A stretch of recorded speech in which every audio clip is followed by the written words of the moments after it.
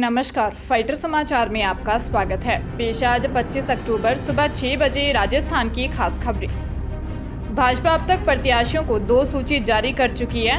दोनों सूचियों में 124 प्रत्याशी घोषित किए हैं। अपने दिग्गज चुनाव मैदान में तो उतार दिए हैं, लेकिन कांग्रेस के 2 बड़े चेहरों पर पार्टी प्रत्याशियों का फैसला नहीं कर पाई है।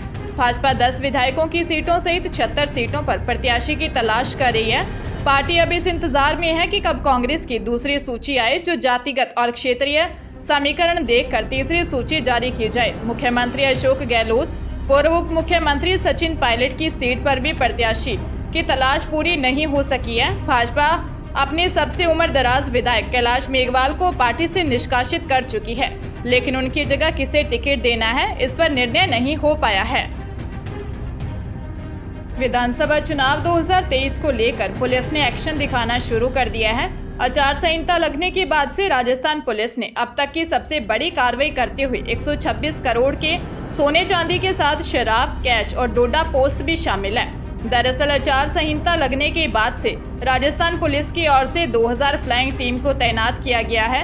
आईजी विकास कुमार ने बताया कि पिछले चुनाव में 60 करोड़ की ज्वेलरी और नशे का सामान बरामद किया था, लेकिन महज 13 दिनों में प्रदेश में इतनी बड़ी कार्रवाई हुई है।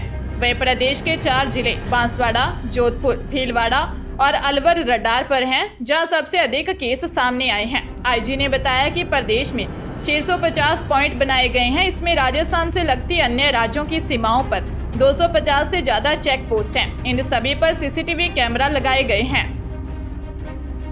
पंजाब विजिलेंस ब्यूरो द्वारा राज्य के भ्रष्टाचार के खिलाफ चलाए जा रहे अभियान के दौरान सीआईए समाना पटियाला में तैनात एएसआई रघुवीर सिंह को 6 लाख रुपए की रिश्वत लेने और 4 लाख रुपए और मांगने के आरोप में गिरफ्तार किया गया है। विजिलेंस ब्यूरो के प्रवक्ता ने बताया कि शैम्पी सिंह द्वारा मुख्यमंत्री भ्रष्टाचार निरोधक ब्यूरो एक्शन लाइन पर दर्ज करवाई ऑनलाइन शिकायत की जांच के बाद उक्त पुलिसकर्मी को गिरफ्तार किया गया है। शिकायतकर्ता ने बताया कि एएसआई संबंधित थाने में उसके खिलाफ दर्ज किए एक मामले की जांच में शामिल होने के बदले 10 लाख रुपए की मांग कर रहा है। एएसआई 27 अप्रैल 2023 को पहले ही रिश्वत के 6 लाख रुपए ले चुका है और बाकी 4 लाख रुपए की मांग कर रहा है।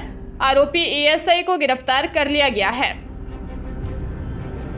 राजस्थान में विधानसभा चुनाव से ठीक पहले कांग्रेस में प्रियंका गांधी की भूमिका बदली है। प्रियंका ने 10 सितंबर को निवाई टोंक में और 20 अक्टूबर को सीकराय दौसा में जनसभाओं को संबोधित किया। अब भी आज 25 अक्टूबर को अरडावता झुंझुनू में पूर्व केंद्रीय मंत्री शीशराम ओला की प्रतिमा का अनावरण कर सभा को संबोधित करेंगी। भूमिका बदलने के पीछे एक तर्क ये भी दिया जा रहा है कि पिछले 1 वर्ष में कांग्रेस ने जिन 2 राज्यों हिमाचल प्रदेश और कर्नाटक में भाजपा से छीनकर सत्ता हासिल करने में कामयाबी हासिल की है, वहां पर प्रियंका की खास भूमिका रही है। हिमाचल प्रदेश में तो भारत जोड़ो यात्रा में व्यस्त होने के कारण राहुल गांधी जा ही नहीं पाए थे। ऐसे में पूरा प्रचार प्रियंका गांधी ने ही संभाला था। कर्नाटक में भी प्रियंका ही कांग्रेस की सबसे बड़ी स्टार कैंपेनर थी। अजमेर में एमपी की एक युवती से रेप की वारदात सामने आई है। आरोपी ने पीड़िता को नौकरी देने का झांसा देकर बुलाया और जूस में नशीला पदार्थ पिलाकर दुष्कर्म कर फरार हो गया। गंज थाने में 18 साल की युवती ने दर्ज रिपोर्ट में बताया कि नौकरी को लेकर हुसैन अली नामक व्यक्ति से संपर्क हुआ। आरोपी ने उसे नौकरी देने के बहाने जोधपुर से अजमेर बुलाया, उसे एक होटल में ले जाकर जूस में नशीला पदार्थ मिलाकर पिला दिया और बेहोशी की हालत में दुष्कर्म कर फरार हो गया। होटल में युवक के बारे में पूछताछ की तो पता चला कि वह होटल से चला गया। पीड़िता ने बताया कि जब रात में उसे फोन किया तो आरोपी ने उसकी अश्लील फोटो की धमकी दी और उसे जोधपुर बुलाकर रेप किया। पुलिस मामले की जांच कर रही है। उदयपुर जिले में फरवरी 2022 में हुई ग्रेड 3 टीचर भर्ती परीक्षा में डमी कैंडिडेट बैठाने के मामले में अभ्यर्थी संजय पारगी और दलाल टीचर बंशीलाल आहारी से पूछताछ में कई खुलासे हुए हैं। आरोपियों ने इस गिरोह में कुछ और साथियों के भी नाम बताए हैं, जिनकी पुलिस ने तलाश शुरू कर दी है। पुलिस ने टीचर बंशीलाल से 2 और संजय से 1 मोबाइल भी जब्त किया है, जिनमें ये पता लगेगा कि इस गिरोह में और कौन कौन शामिल है और कितनों को डमी कैंडिडेट के रूप में परीक्षा दिलवाई गई है। साथ ही पुलिस ने दोनों ही आरोपियों की बैंक डिटेल की भी जानकारी ली है, जिसकी जाँच होगी।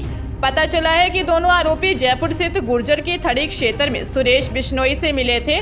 यहाँ पर डमी कैंडिडेट से उदयपुर में परीक्षा दिलाने के लिए 7 लाख रुपए में सौदा हुआ था।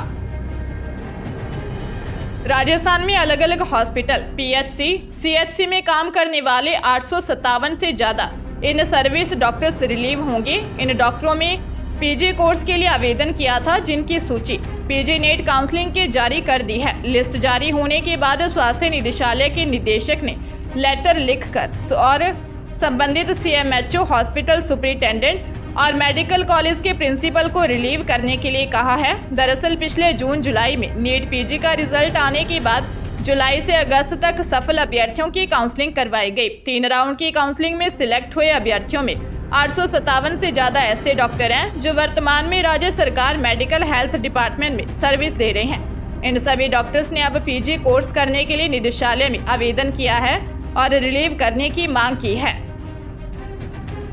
जयपुर में आपसी कहासुनी में बदमाशों ने युवक को घेरकर हत्या कर दी। आपसी कहासुनी के बाद हुए झगड़े का बदला लेने के लिए बदमाशों ने 40 वर्षीय रामलाल गुर्जर की हत्या कर दी। घटना के बाद मृतक रामलाल का परिवार और गांव के लोग थाने को घेरने पहुंचे। साथ ही हत्यारों की गिरफ्तारी और 50 लाख के मुआवजे की भी डिमांड की।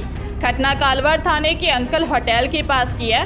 यहाँ रामलाल की कुछ बदमाशों से कहासुनी हो गई। इसके बाद बदमाश मौके से चले गए। देर रात घर लौटते वक्त बदमाशों ने गंगा माता मंदिर के पास रामलाल पर हमला कर दिया और फरार हो गए। सिर पर चोट लगने से रामलाल गुर्जर की मौके पर ही मौत हो गई। पुलिस ने मृतक के परिजनों की रिपोर्ट पर बदमाशों के खिलाफ हत्या का मामला दर्ज कर जांच शुरू कर दी है।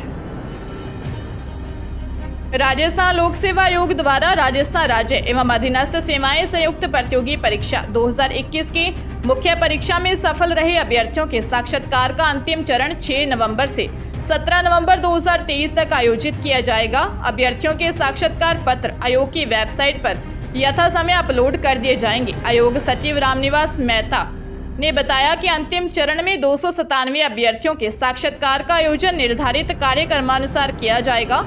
साक्षात्कार के समय अभ्यर्थी अपने समस्त मूल प्रमाण पत्र में फोटो प्रति साथ अवश्य लाएं, अन्यथा साक्षात्कार से वंचित कर दिया जाएगा।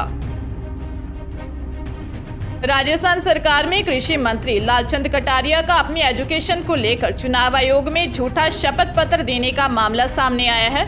कटारिया ने 2003 के विधानसभा चुनाव में अमेर सीट से भरे एफिडेविट में खुद को रायबरेली यूपी के इंटर कॉलेज से इंटरमीडिएट पास बताया था, जबकि 2008 के विधानसभा चुनाव में चौटवाड़ा सीट से भरे एफिडेविट में खुद को 10वीं पास बताया था। 4 चुनावों में उन्होंने शिक्षा को लेकर अलग अलग ब्यौरा दिया था।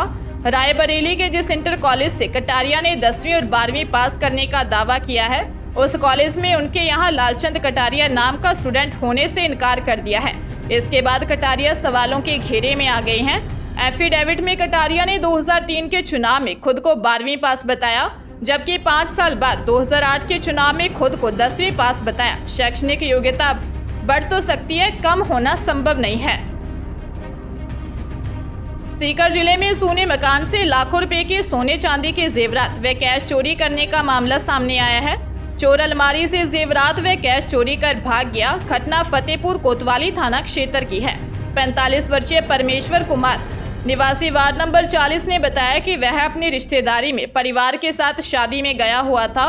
पीछे से चोर अलमारी से 1.5 लाख रुपए कैश और लाखों रुपए के सोने चांदी के जेवरात चोरी कर ले गए। फिलहाल शिकायतकर्ता की रिपोर्ट पर कोतवाली फतेहपुर थाना पुलिस ने मामला दर्ज कर जांच शुरू कर दी है।